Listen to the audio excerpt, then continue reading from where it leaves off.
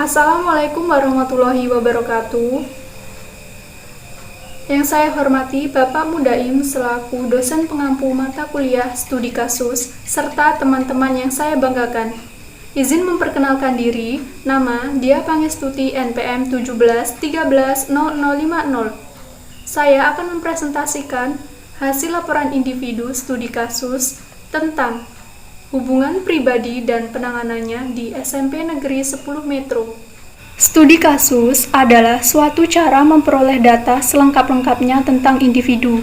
Data tersebut diolah dan dianalisis, kemudian hasilnya dapat digunakan untuk menduga permasalahan dari individu, sehingga dapat diberikan layanan bimbingan dan konseling secara tepat. Melalui studi kasus ini, konselor dapat memahami peserta didiknya secara mendalam. Berdasarkan dari pemaparan yang ada di atas, maka dari itu dilakukan studi kasus secara nyata di SMP Negeri 10 Metro untuk mendalami suatu permasalahan dari peserta didik. Tujuan yang ingin dicapai dari kegiatan studi kasus ini adalah 1. Untuk memperoleh gambaran tentang pelaksanaan studi kasus pada peserta didik yang dilakukan di SMP Negeri 10 Metro. 2. Untuk memenuhi tugas mata kuliah studi kasus. Lokasi studi kasus di SMP Negeri 10 Metro. Waktu dilaksanakannya pada tanggal 20-27 Mei 2020. Metode pengumpulan data menggunakan yakni melalui wawancara, angket, observasi. Bab 2. Pembahasan. Identifikasi kasus. Identifikasi kasus adalah menyangkut siapa individu atau sejumlah individu yang dapat ditandai atau diduga bermasalah yang memerlukan layanan atau bantuan. Data berdasarkan biodata peserta didik.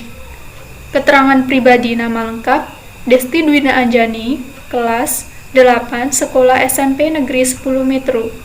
Jenis kelamin perempuan, tempat tanggal lahir Metro 14 Desember 2006. Keadaan jasmani, tinggi 130 cm, berat badan 40 kg, warna kulit sawo matang kecoklatan. Keterangan keluarga, yakni anak kandung dari Bapak Tolibin dan Ibu Sunarni. Keterangan kesehatan, penyakit yang diderita tidak ada. 2. Data berdasarkan daftar cek masalah. Data berdasarkan angket hubungan pribadi adalah sebagai berikut. Angket hubungan pribadi merupakan sejumlah item atau pertanyaan yang harus dijawab oleh peserta didik yang dapat memberikan keterangan tentang hubungan pribadi. Nah, dari hasil skor total angket hubungan pribadi adalah 45. Analisis skor angket.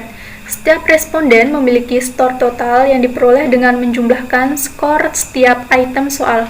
Skor maksimal yaitu 80, sedangkan skor minimal yaitu 20. Dapat dikategorikan dalam 5 klasifikasi. Yang pertama, 64-80 dapat dikategorikan sangat tinggi. Kemudian nomor 2, 42-63 dikategorikan tinggi. 3, 32-41 dikategorikan cukup tinggi. Nomor 4, 16-31 dikategorikan rendah. Dan nomor 5, 0-5 dikategorikan sangat rendah. 3. Analisis hasil dari daftar cek masalah. Dari analisis daftar cek masalah diperoleh bahwa aspek hubungan pribadi memiliki persentase yang tinggi dibandingkan dengan aspek yang lainnya, yakni sebesar 80%. Dan jika dimasukkan ke dalam predikat nilai, maka aspek hubungan pribadi menempati nilai E, yakni dengan kategori kurang sekali. Jadi, peserta didik perlu mendapatkan perhatian yang lebih terhadap aspek ini. 4. Data berdasarkan wawancara. Dari hasil wawancara dengan peserta didik, didapatkan informasi tentang gambaran studi dan kehidupan keluarganya. Dari aspek studinya diketahui bahwa individu tersebut memiliki masalah hubungan pribadi yang kurang sekali, seperti halnya menyesali diri sendiri dengan segala kekurangan yang dimilikinya, kemudian sering merasa malu dengan orang lain, memiliki kebiasaan yang kurang baik, ketika melihat sifat orang lain merasa tidak sebaik orang lain, ingin mempunyai teman akrab, ingin tampil lebih menarik di depan umum, dan ingin hidup lebih tenang. Dari kehidupan keluarganya, si konseling berasal dari keluarga yang sederhana. Ibunya seorang pedagang di pasar, dan ayahnya sudah meninggal sejak konseli duduk di bangku kelas 5 SD. Ini kehidupannya berubah secara drastis ketika konseli ditinggal oleh ayahandanya, yang dulunya konseli berkehidupan secara berkecukupan, glamor, dan sekarang ketika ayahnya meninggal, si konseling harus hidup lebih hemat, lebih mandiri. Berdasarkan hasil wawancara dengan teman yang duduk sebangku dengan konseli atau Desti, sangat jarang sekali berkumpul dengan temannya. Ketika pulang sekolah, dia harus pulang untuk menjaga adiknya. Kemudian, konseli beralasan dengan sibuk. Kemudian ketika keluar rumah, Desti merasa malu dengan keadaan sekarang. Teman-teman sepergaulannya menjauhinya, tidak ada teman akrab. Akibat dulunya memilih-milih teman, kemudian bersikap gengsi dengan orang yang tidak punya. B. Diagnosis. Diagnosis merupakan kegiatan yang diambil untuk menetapkan faktor-faktor penyebabnya berdasarkan hasil identifikasi masalah. Berdasarkan data yang muncul kurang lebih banyak didasari oleh keadaan kehidupan keluarga dan ekonomi yang kurang mendukung. Jadi, dapat disimpulkan bahwa masalah yang dialami oleh peserta didik disebabkan oleh faktor berikut ini. Yang pertama, kurangnya komunikasi dengan orang tuanya. Kemudian, konseli ingin merasa tampil selalu mewah atau sepadan dengan teman-temannya.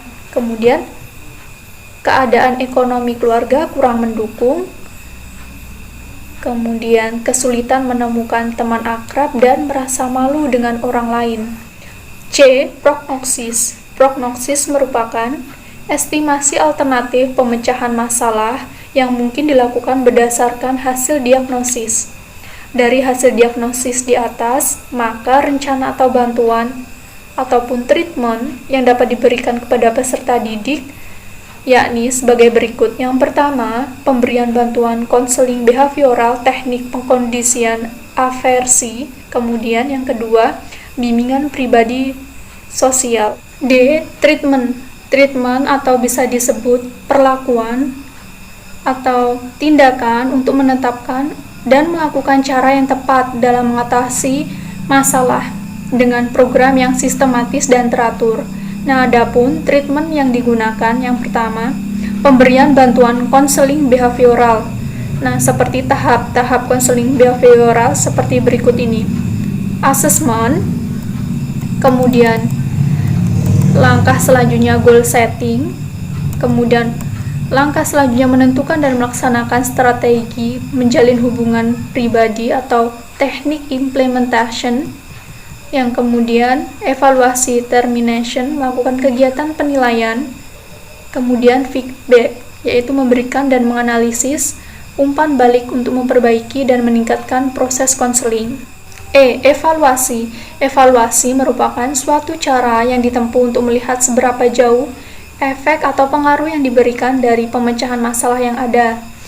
Segi keberhasilan dan tidaknya perlakuan yang diberikan dapat dilihat dari satu sisi keberhasilan. Yang pertama, peserta didik yang bersangkutan dapat mengubah kebiasaan hubungan pribadinya. Kemudian, peserta didik dapat menyadari akan masalahnya. Kemudian, dilihat dari sisi ketidakberhasilan. Peserta didik masih belum mengubah kebiasaan hubungan pribadinya yang buruk.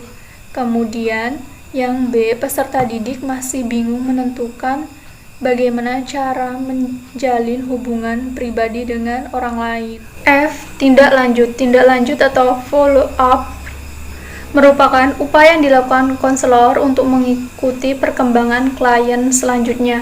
Tindak lanjut perlu dilakukan untuk mengetahui tingkat keberhasilan dan kemajuan yang dialami konseli atas bantuan yang diberikan.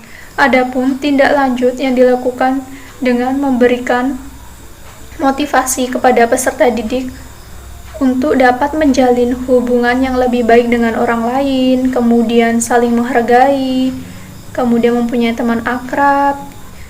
Sekian penjelasan dari saya, kurang lebihnya saya mohon maaf.